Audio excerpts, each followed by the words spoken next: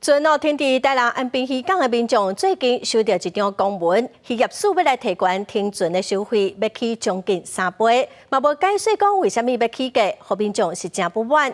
有民代召开业调会，邀请业者甲主管机关来讨论。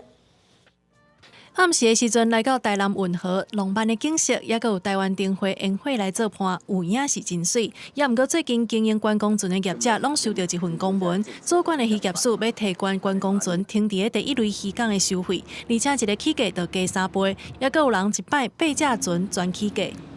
像我公司原本是用吨数来计算，一个月大概是4000块左右，然后用新法，它是用公尺来计算。大概一个月就要12000块左右，这真的是有点，我是业者啦，可是这样的话，我们的营业成本会增加3倍啊。这份公文，渔业署就要提悬管区内9个所在，包括安平港在内第一类渔港观光船的停船费，要提悬3倍。政府要找钱，爱伫别位去做，唔通对阮遮，阮适合遮游艇。毋是讲阮营业用的，还是安那起价安尼，这实在是做无合理。业者真不满，因为苏林码头的头家渔业署根本管袂到。2月21早起，民代帮助因召开协调会。这些民众小船游艇的民众都会受到很大的冲击。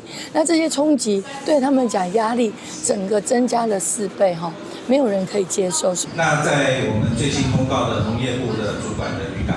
它的渔港管理费、收费类目及费率标准里面呢，其实它主要的一个改变呢，主要是针对在我们的渔港里面停泊的渔船，如果它没有有效的渔业执照的话，这个部分呢，我们将要开始收费。目前渔港内底停渔船是免费的，也就是干那针对观光船来起停船费，对过去以吨计算，改做以吨度计算。不过业者反映成本提悬，大家拢真无奈。记者综合报道。